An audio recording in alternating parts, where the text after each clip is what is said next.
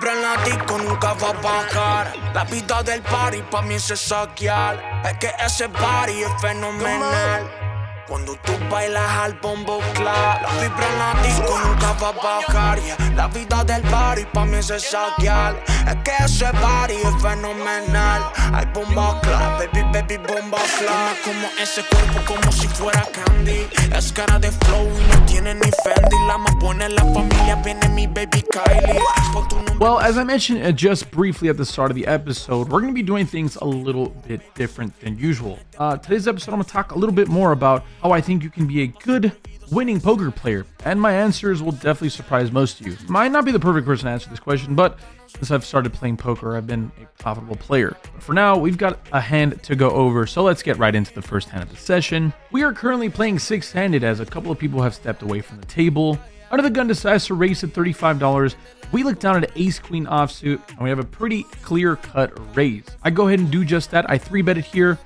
With the action folding back to my opponent, he decides to make the call. The flop comes out here, Jack 7-4 with 2 spades, and I do in fact have the ace of spades in my hand. With the action checked over to me, I think we have a really clear spot to c-bet, down bet specifically. I bet $75. We have some backdoor equity, as well as some more backdoor equity, as well as 2 overs. My opponent doesn't think too long before deciding to make the call. We're going off to a turn card that is a really good one, as it comes a king of hearts. Sure, we do not improve to anything here immediately, but we do add ourselves a gut shot, as well as we still have 1 over, and this card is pretty good for my range, more so than my opponent. Outside of a hand like maybe king jack suited, not a whole lot improves on this turn card. I doubt that my opponent is raise calling a hand like king jack off, so with only 2 combos left of that, king jack of clubs and king jack of diamonds, not a whole lot to worry about in the 2 pair specific holdings. Sure, my opponent can still have a hand like ace king and maybe decided not to 4-bet that, but for the most part, I think we're going to be battling against a hand like ace jack, queen jack, jack 10, and I think most of those hands will, have to succumb to some pressure. With the action checked over to me, once again, I decide to blast off here. I'm actually going near the size of the pot after I decide to make it $300 to go. Like I said, looking to put those middling pairs now in a bind, or those second pairs in a bind. My opponent, after thinking about it for a while, decides to fold.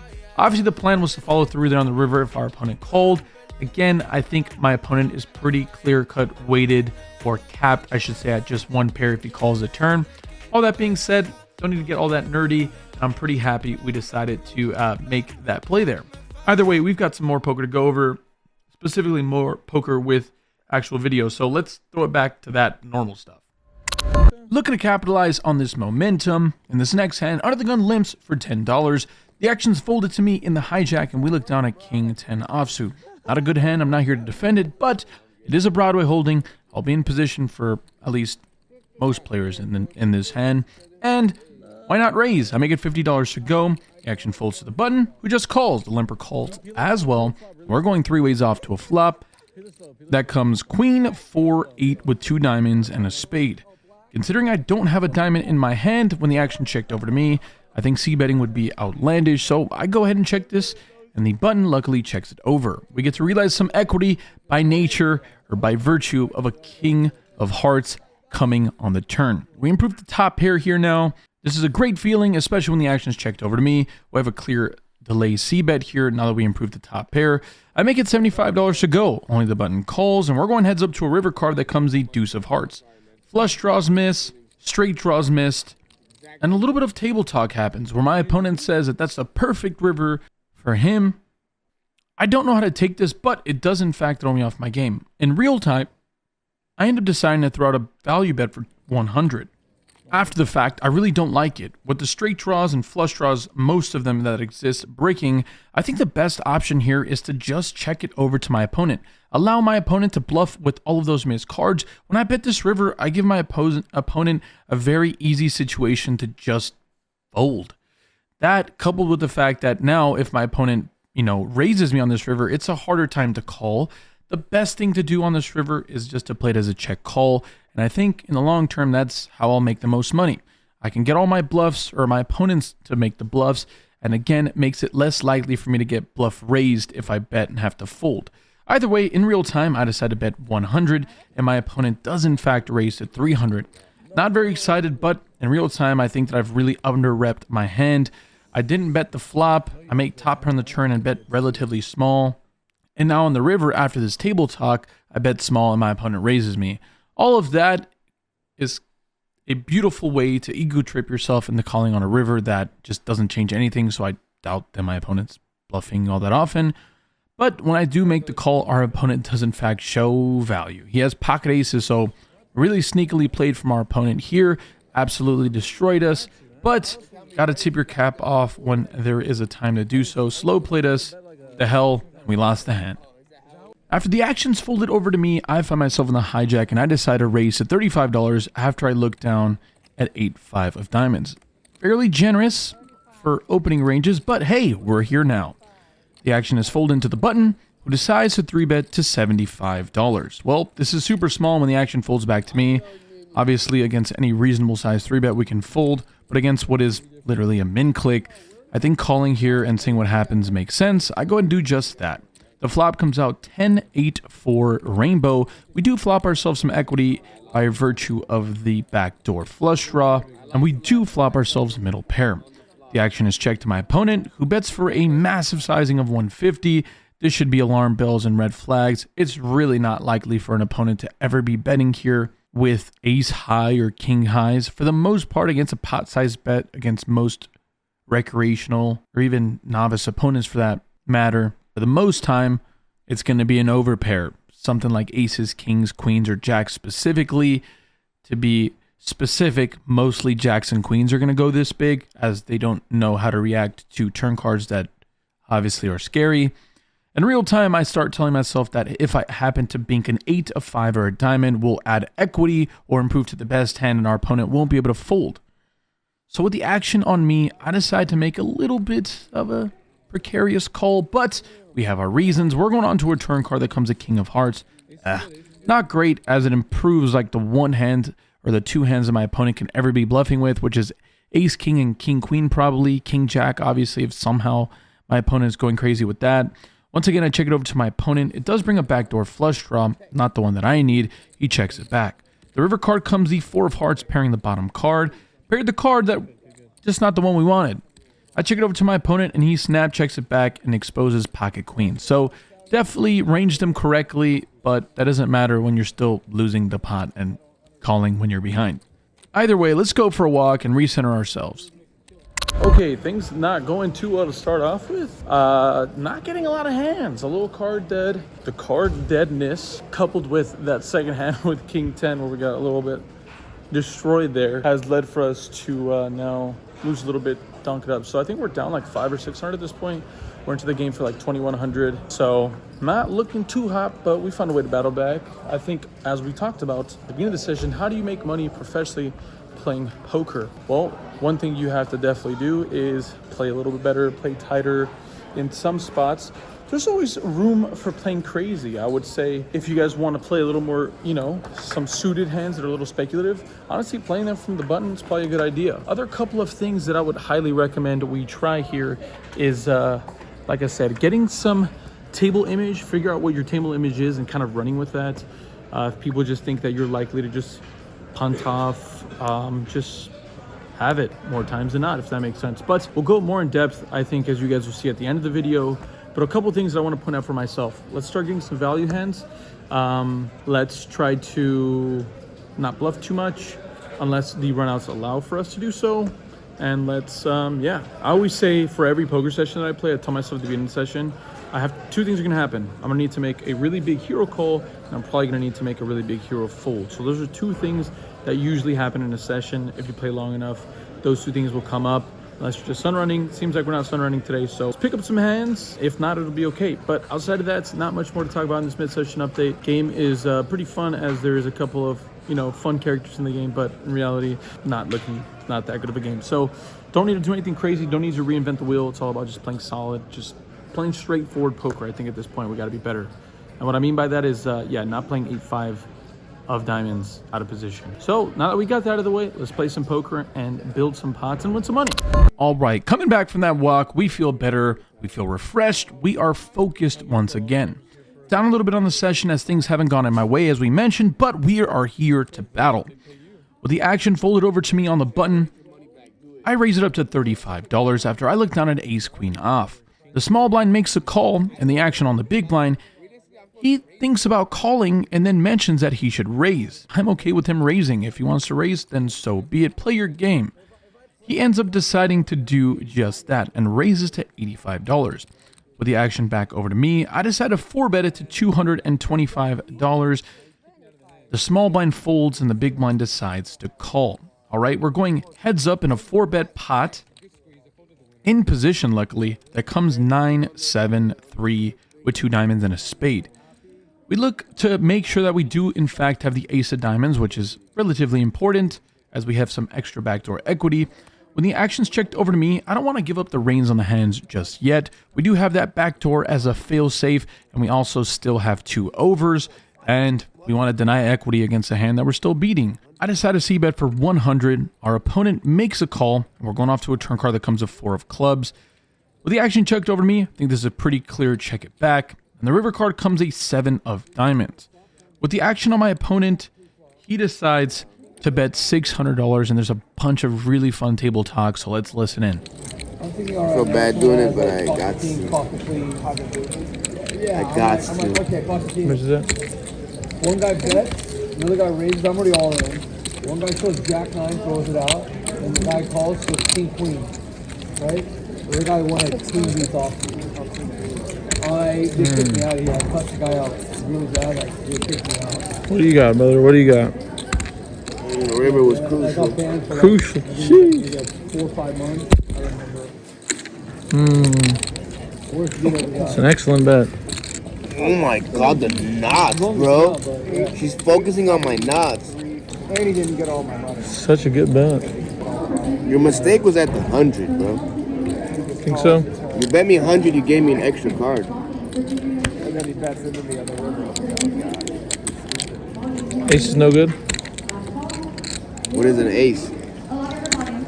Like ace high? Ace is.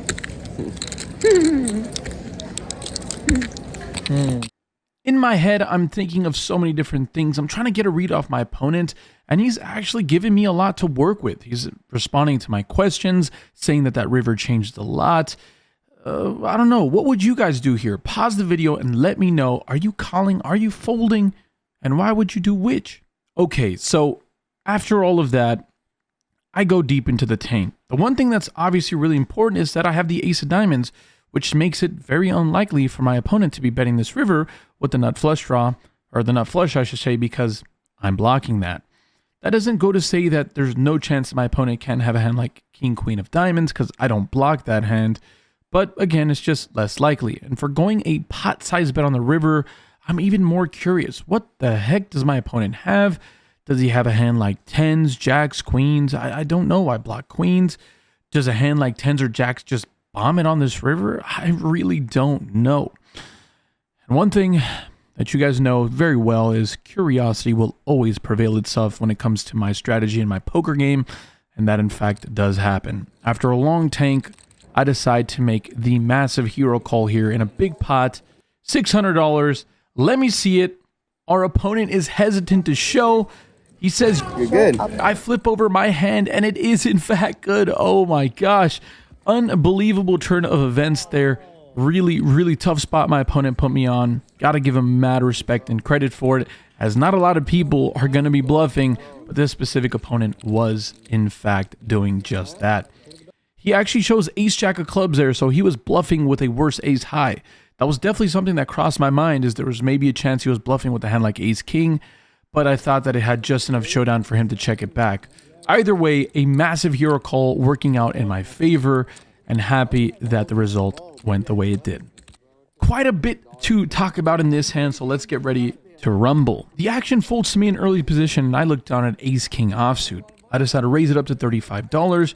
In the previous hand, I did the same thing, and my opponent to my left 3-bet me when I had 8-7 of spades, but he only had like 730, 740 bucks in his stack, so I decided probably not the best spot out of position to tango with my opponent. With the action on the middle position player, he decides to call the cold call of the 3-bet, and the button cold calls the 3-bet. Actions folded back over to me. There is now 5 individuals tying themselves to this pot, or 4. I can't count all that well. Nonetheless, this is a really tricky spot. The opponent next to act has about 800 in his stack. The opponent to his left has about 1,000 or 1,200 in his stack, and the opponent across me in the button has about 2,000 in his stack. I don't know the perfect way to play it, but I know the one thing for sure. If I were to raise it to like 500, which I think would be the most standard size, my opponent would be able to go all in for 700 or 800, and the action would not be opened up back to me. If I made it like 400, I think it would be, but if I made it like 500 or 600, which, like I said, is the best thing to do considering how much dead money there is in there, I would not have the open or the action open back to me. All of that going through my mind, as you can see, I'm fumbling with my chips, trying to figure out what I should do, and I realized that, hey, this might not be the perfect play in the world, but in this specific case with this specific hand against these specific sizes, I'm just going to do what I think is going to be the least worst option. I just go all in here for about 2,000. I'm more than likely never going to get called by the 2K effective stack. That is just cold calling. What might happen is, at worst case scenario, maybe the middle position initial cold caller calls off for 1,200, and hey, for 120 big blinds, it can't be that bad with ace king. Either way, our opponent to our left snap calls his 800, and the other 2 opponents eventually fold. We're going off to a flop, ace king, and our opponent exposes ace king. So we have a true free roll, and the flop comes out jack 8-6 with 2 hearts. Oh my goodness. Is it going to happen? First time ever? The turn is a 6 of hearts. Ladies and gentlemen, the free roll is on, and the river is an ace of hearts. Oh my gosh, that's so sick. I'm just getting goosebumps relaying this hand back to y'all. Unbelievable turn of events. Nearly a $2,000 pot coming in my direction when I should be chopping this pot like 99.9% of the time. Unbelievable turn of events. Obviously super unlucky for our opponent, but definitely will take the positive chips. After that massive adrenaline roller coaster, we don't even have much opportunity to think about it, as in the very next hand, we are in the big blind and we've got some more poker to play. The button decides to raise it to 35. The small blind calls. I'm in the big blind with ace deuce of diamonds. In real time, I just go with the passive thing. I'm still catching my breath from the last hand, and I'm losing my breath again as the flop comes out ace jack deuce rainbow. We flop ourselves top and bottom with a backdoor nut flush draw. With the action checked over to the initial raiser, he c-bets for 40. Action back over to me after the small blind folds, and we're going to go ahead and raise it up now. I think it's really smart to fast play. Our opponent hasn't been playing too out of line, and what's more than likely happening is my opponent has like a top pair. And I think against top pair, it makes the most sense to get some more money in the middle.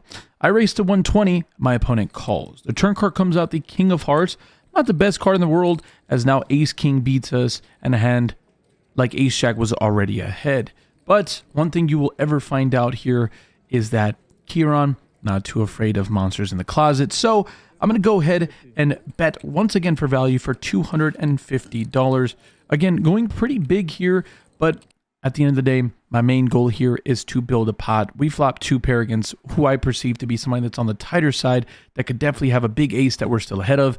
Ace 10, ace queen are just a few hands that we can still extract value from. And if it's a cooler, my opponent has king jack or something like that, once again, still some value to be had. My opponent doesn't waste too much time before calling. We're going off to a river card that comes a beautiful brick, 3 of spades. With the action on me here, I'm in between betting or checking, but I think the best thing, once again, is to just bet. I don't need to go too big here.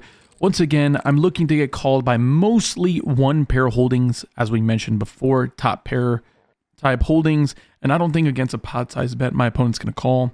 So instead of going over bets or pot, which I usually do, I just had to bet a little bit on the smaller side for, like I said, about half pot. My opponent thinks about it for a long time before asking me some funny questions. You could have bought it, bro. 400? 5.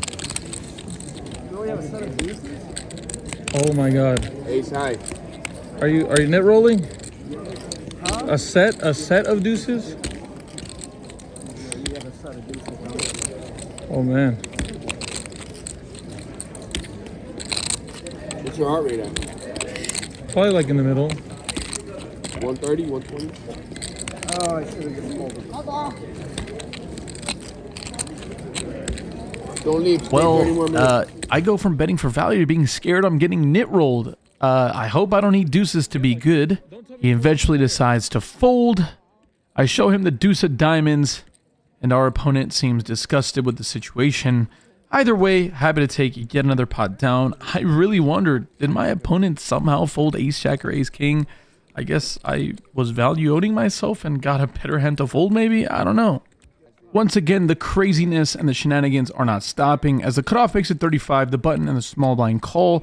Action on me here in the big blind, and once again we pick up a hand in the big blind by way of the ace-king suited variety.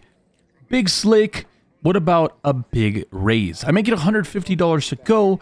Action folds back to the small blind, who calls. A little bit odd because I didn't expect of any people in this hand the small blind to call, as I don't think small blind should be calling with many hands pre-flop against a button or a cutoff raise. Probably 3-betting makes the most sense, but I regress. I'm not the professional to be taking this up with. We're going off to a flop that comes jack 7-4 with 2 clubs and a heart. Don't flop any equity. It's pretty much not a good situation for me. I think in a hand like this, my opponent's most of his range is going to be, when the action checks to me, I just check it back. The turn card comes out the 10 of spades, and with the action checking over to me, I think this is where I make my first mistake. On a card like this, where I improve equity, as now we add 4 more outs to our current 6, I think we have a clear-cut bet scenario. If we improve, we bet big. If we don't improve, we bet big. The point is, I'd still play my aces and kings in this exact way. I really enjoy checking back flops in position with big hands sometimes to protect my total range. And in this spot, it makes no difference. I still got to bet here if I had aces, and I should probably do it when I have ace-king as I'm blocking aces, and we improve to a straight draw to go along with our overs. Betting something in the neighborhood of like 200 to 300 makes the most sense, but, you know, that's not what I do. I check it back. The river card comes out the 4 of spades, doesn't help me out any bit. And with the action checking over to me, by this point, it's just hard to represent much. We've misplayed the hand enough. The last thing I want to do is bet and get called down by a hand like 10-9 suited, ace-10, pocket 9s, pocket 8s, as my line won't make much sense. I go ahead and check it back, and my opponent shows pocket 9s. In all honesty, I'm happy I didn't blast the river, but I'm disappointed I didn't bet the turn and then blast the river like that. But like I said, once I check the turn, I think it just, yeah, our opponent's going to call that river. My line would have made no sense. Disappointed I didn't take the bait on the turn. Either way, we move on. Wrapping up our session, we have another fun hand here. Action folds to me on the button. We look down at king-jack offsuit. Easy raise for us. We make it $35 to go. Small blind calls. And the flop is even easier as it comes jack 4-3 rainbow. Not a whole lot to talk about here. We have a pretty easy small c-bet for 25. Our opponent calls. And the turn card is a pretty tricky card as it comes the 6 of hearts. Obviously brings in some straights that were there on the flop, and it does bring a backdoor flush draw. With the action checked over to me, I think our hand plays really well as a check call. So I check here and call all rivers. So I go ahead and do just that, playing a little cautiously here. And the river card comes out the 5 of hearts. So not the best river to say the least, as it puts 4 to a straight out there, obviously. It also brings in that backdoor flush. And my opponent betting $50 on the river, I'm kind of in between this spot. I have top pair, definitely under-rep my hand. There's a world where my opponent can bet jack 10 or queen jack for value on the river for this sizing. So I go ahead and just make the call. Our opponent announces a straight with pocket deuces. Deuces, as they say, never loses, and that story holds true here, as our opponent is shipped the pot with his straight. Either way, that's going to close it out for me in this session. We've got some more to talk about in post. So let's throw it over to you, or me, Kieran, who didn't get pocket Kierans this session. I did, but they all folded pre-flop. Anyways, let's throw it over to me in person to see how we feel after this session. La vida del party pa' mí es saquear. Es que ese party es fenomenal. Hay bomba clap, baby, bomba clap. Como ese cuerpo como si fuera candy. Es cara de flow y no tiene ni fe. This is the same spot we started. But obviously this session has concluded. Things, you know, went out pretty well for us. We made a really crazy little hero call there. I think it was a good idea. I mean, obviously it was, we were right. Yeah, the people at the table were like pretty wonderful to be around. It was good banter going around. And yeah, not the most action in the world, but hey, this is reasonable. If there's not a lot of action, at the very least, if we're talking and having fun, which I definitely was with seat 7 and 8 and a couple people across the table, you know, it's all good. You know, not every table is going to be Max Payne Monday, obviously. So I don't know if I'd advise calling with ace queen high on that kind of a board. Honestly, guys, a lot of this is going to come down to the stakes you play at and the casinos you play at. If you're playing 1-2, 2-3 or whatever, 2-5, likelihood is not most people are going to be trying to bluff for big amounts. A lot of that is just learning bet sizings and picking up a strategy and just kind of running with it. I'm not the person to get your strategy from, but can definitely lead you guys into the right direction. There's a bunch of courses online that'll teach you how to play poker properly. But outside of that, I'd say the biggest thing to being a good poker player is reading the room, man. Learn how to read the room, read the table. And I don't mean trying to pick up live reads and this, yada, yada, yada. It's just like learning the room. The straddle's on, play with the straddle. Sure, it might be minus EV, but who freaking cares? Have fun. We're playing poker to have fun. And I promise you, if you have fun and don't completely just stack off all the time and play your value hands accordingly, you'll do pretty well. It'll be tough to do awfully. So I'll go over a little more in depth now as we get back over to the office to talk about how I feel about the session and different things that I think are important to note. So it's time for me to go. So I'm gonna you'll see me on the next video. All right, so I've made a small list here to talk about some of the things that I think are really important in poker, or, you know, important maybe is excessive, but I think things specifically that are important to being a good winning player. There's a ton of really shitty winning players, and I don't mean to be rude. Obviously, there's a bunch of crushers that are significantly better than me at poker, that are better than freaking 99.9% of the population. And tip your cap off to them. They're amazing at what they do. They've studied, they've put the work in. They're GTO superstar robots, and you can't take any credit away from people that are making the effort, the concerted effort. I think I said that word right. You see what I did there? To be great at poker.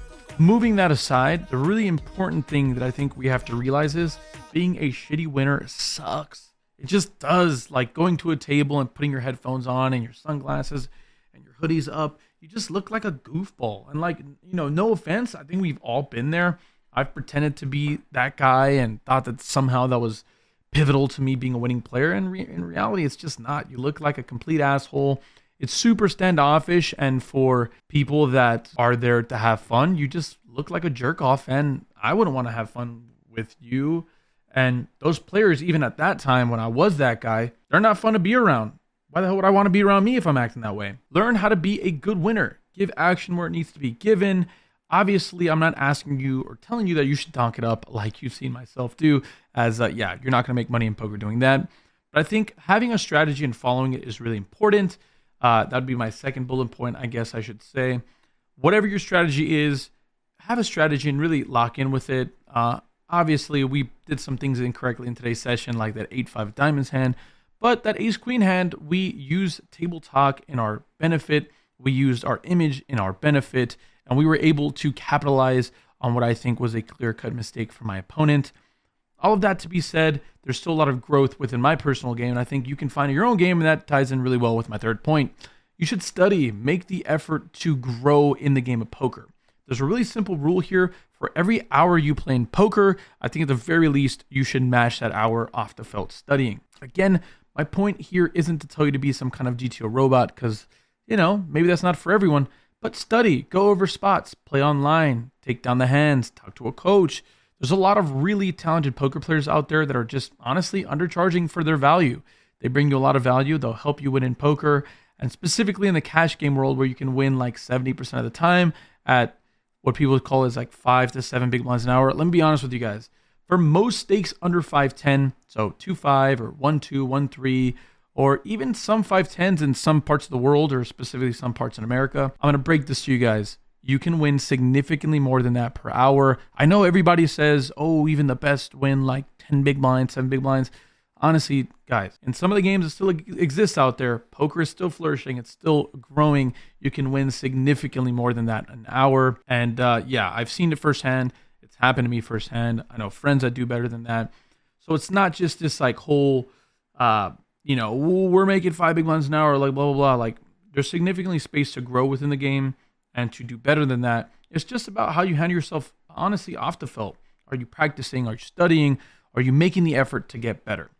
I guess the second to last point I would make in this specific subject is to build a network of friends that are better than you at poker. It might hurt your ego, and it might hurt your ego to admit it or to build that group or whatever the case may be. But honestly, if you see some crusher at the table, and hopefully he's not one of those that wears glasses, a hoodie, and has headphones in, ask them, you know, get their phone number, and maybe down the line, ask them about hands, put them in a group chat, talk to other really good players, build your poker network with people that are better than you at poker. Ask them about hands, ask them how you should play something. For the most part, these people are significantly, or we want them to be significantly better skilled than us so they can teach us more about the game of poker. What service does it provide to you if you build a network of 5 friends and all of those friends are significantly worse than you at poker? That's not how, you know, you grow. All the best people or athletes in their own respective sports grow because they have coaches that are either really, really good as far as the technical or the key parts of their sport. In our sport or card game, we want to learn from the best. Kobe, you know, emulated his game after the best, Michael Jordan. So you guys get the point. Build your network around you with a really strong group of poker players. Lastly, the most important point, I think, of everything we mentioned, probably the most important point is not being a piece of crap at the poker table. Just be a good poker person. Be a good human at the table. But my last big point, and this is a really big one, is learning how to bankroll manage. We've all, I mean, literally every person that watches this video, even if they say they don't, they're probably lying to themselves. Everyone has made the mistake in playing a game that was too big for them. Look, taking shots is great. It's important to building a bankroll. It's important to take shots here and there where your bankroll might allow it. I'm not saying that you could afford maybe playing as big as 5-10 every week or every day for every session, but hey, maybe you can afford a shot with your current bankroll at 1 time a week or 1 time a month or whatever. Sure, maybe that's not the best advice you hear in the world. There's some people that are significantly more strict than that, but honestly, I would highly suggest bankroll management. Rule of thumb for most people is like 50 buy-ins or whatever, but honestly, even 25 buy-ins, if you're really good at poker, should definitely be okay. I think for online, I think 50 is probably better, but if you're playing live and you have a job, 25 big blinds is probably a good deal. And that ties in well with, I guess, my 5.5 point. Honestly, if you're playing poker, the best way to play poker is recreationally. It's just honestly the truth. Have a career, have a job, have a side gig, and just play poker for what it is. Fun. It's awesome. I'm not saying to go blast off at the tables or be, you know, like me, an absolute donkey, but have fun. And you could be a successful winning poker player. I know a lot of players like that exist that are successful accountants or, you know, have a side job or a small business, and they're pretty solid poker players, and they'll win in most of the 2-5 or 5-5 games that they'll find themselves in. So that'll pretty much wrap up my top 5 list of how I think you can be a good or a fun or a literally just a good winning player. Outside of the end term there, which is a winning player, you just want to be a good one. Like, you know, learn how to be a better person, as specifically in the poker world. There's a lot of really whack people in this poker world, a lot of scammers, a lot of people like that. And I think it's best that we just add a little bit or shed a little bit of light on the good people in this game that we all love.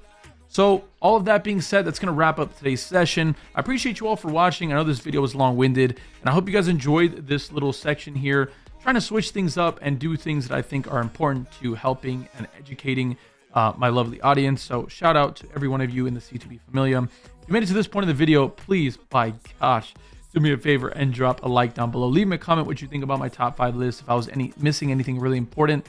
Outside of that, as I always mention, you guys can play with me on the Splash Squads. Link for that is at the top of the description. That's a fun way to actually play poker and have fun.